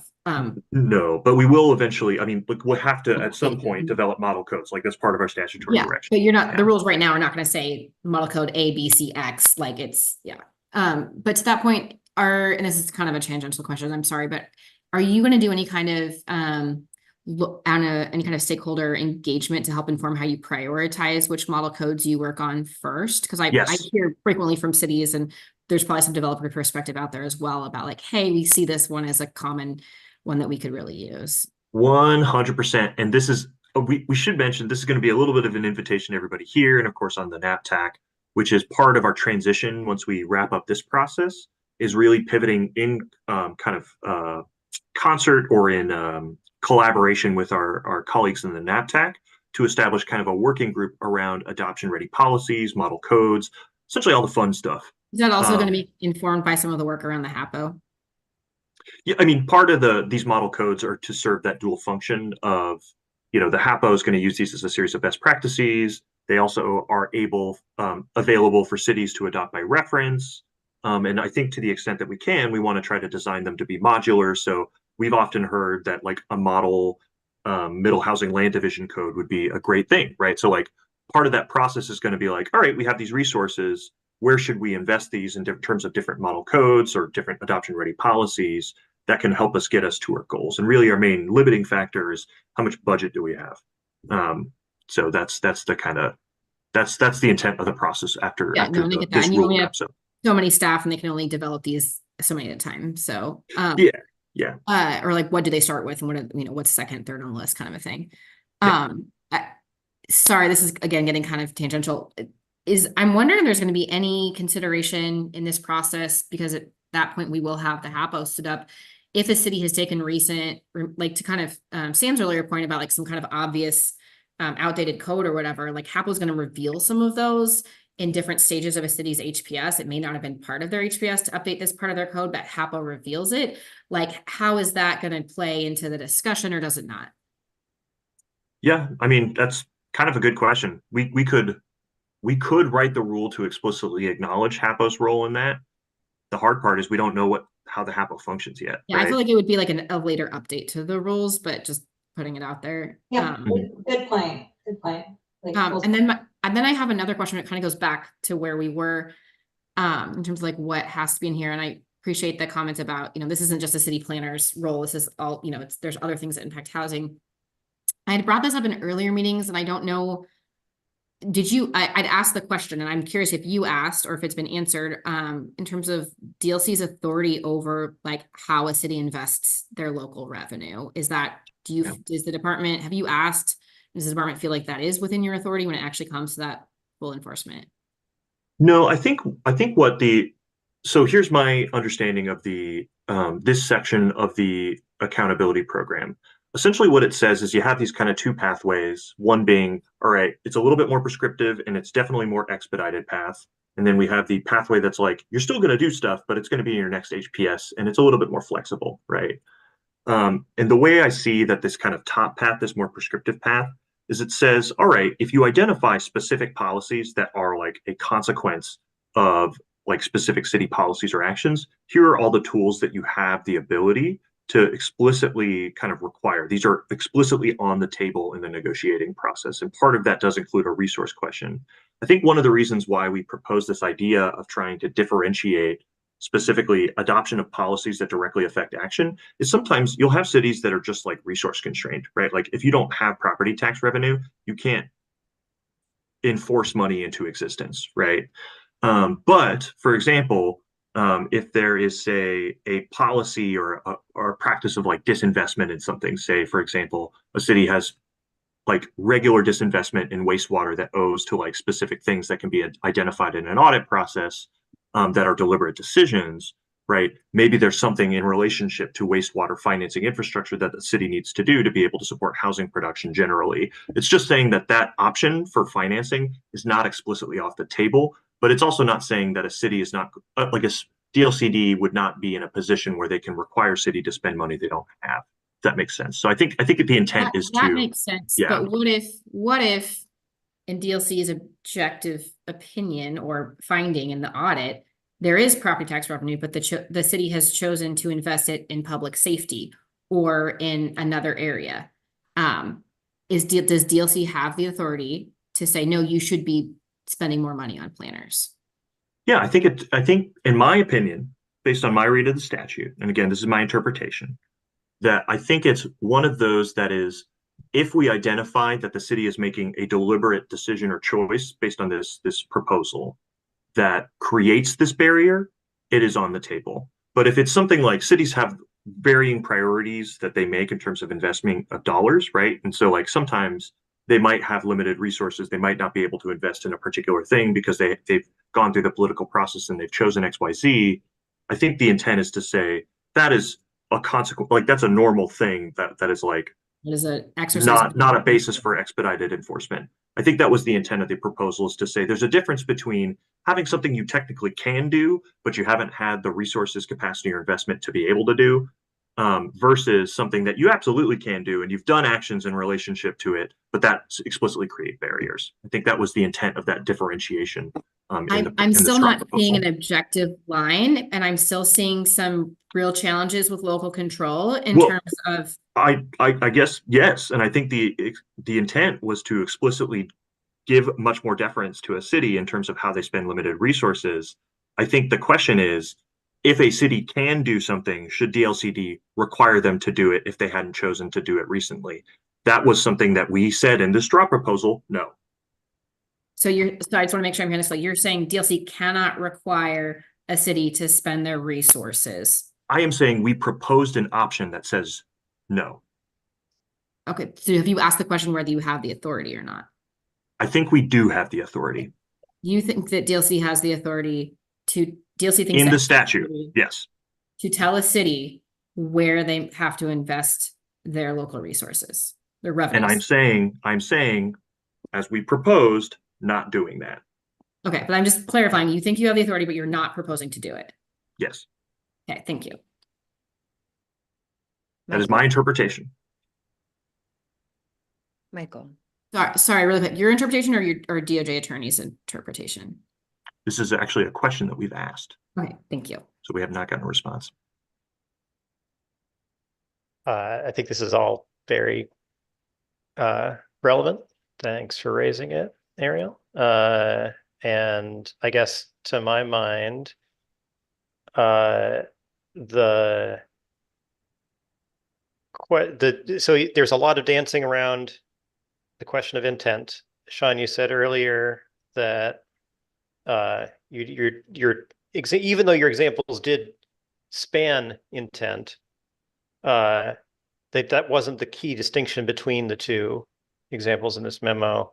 And you like the phrase "good faith" doesn't necessarily imply that you are making a judgment about intent. That my interpretation was, well, these are two very clear-cut cases, but the moment that DLCD has the authority to, if not force somebody to spend money, force somebody to change their zoning, because of something a city council says, then you're going to get a lot of people on the city council being careful not to say, we don't want this type of housing out loud. Sure. Right. Yeah. So like, it seems to me that intent is never going to be a useful standard. You can put it in the rule, and then once in a while somebody says something dumb and they get in trouble for it. But like that's not going to be in most cases relevant. So I would think. And the proposal wasn't intent, right? Right. Well, but is that what just like, okay. So the proposal isn't intent. So then therefore there needs to be some sort of a question.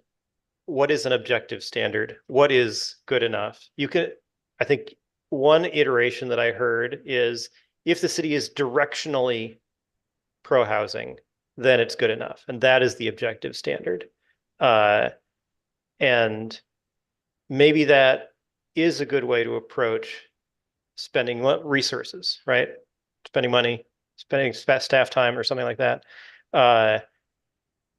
I would argue that there are probably other things that you could set a different objective standard for. Is it reaching this baseline?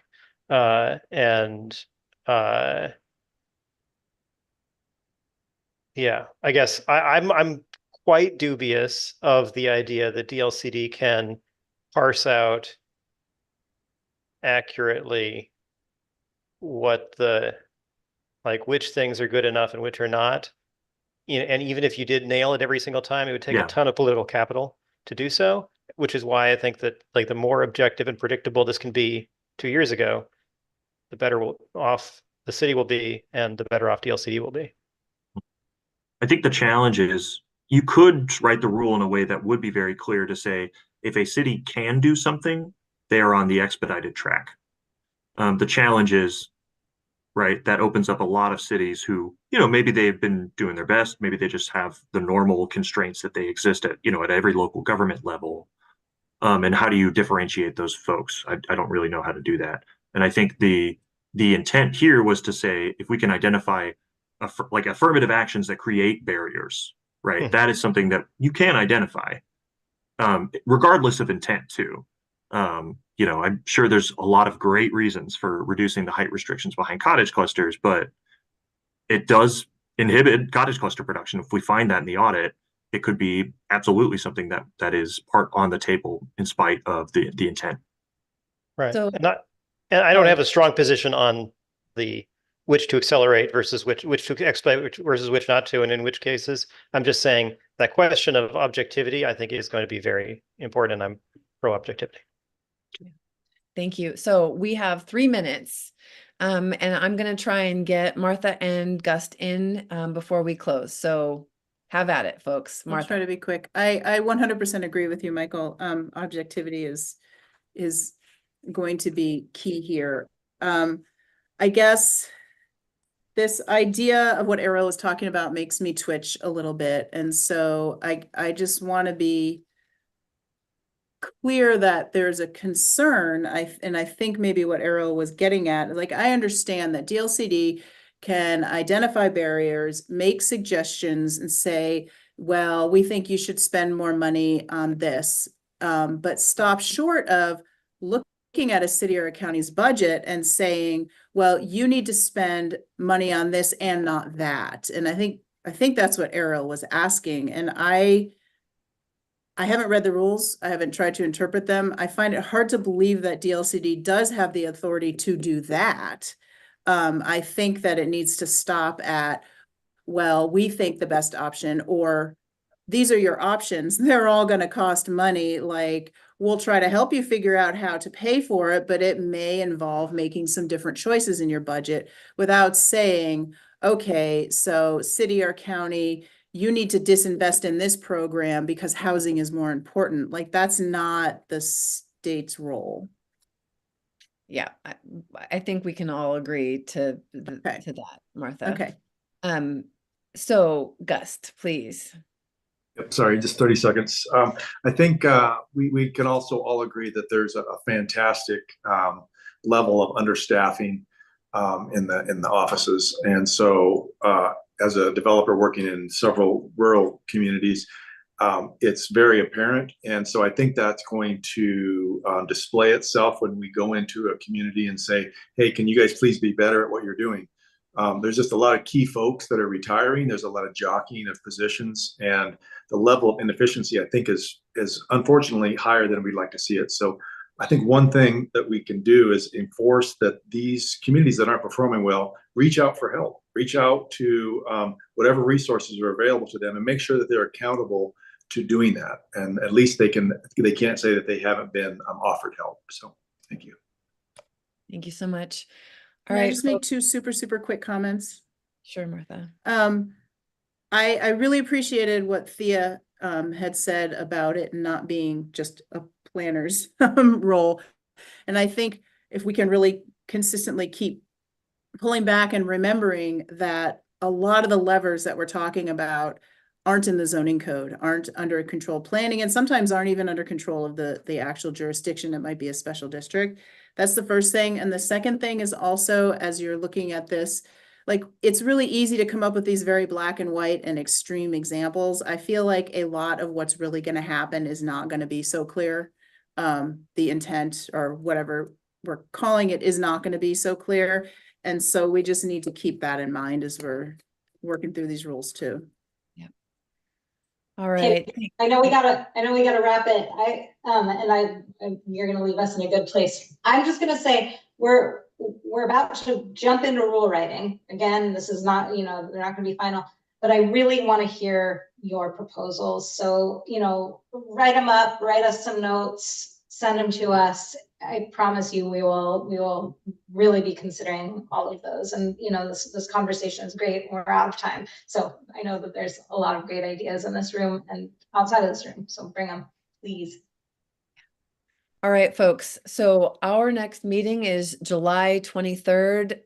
Put it in your calendars if it's not already, because that's going to be your first look at some of this first draft rulemaking. The next RAC meeting is May 23rd, and then a following one on July 17th. So the RAC is going to meet a couple times before we meet again. But we're really looking forward. And as Thea mentioned, if you have input in the interim, please provide that to Thea and Sean, and we will see you in a little bit. Thanks so much. Thanks. Great talking to you all. Thank you.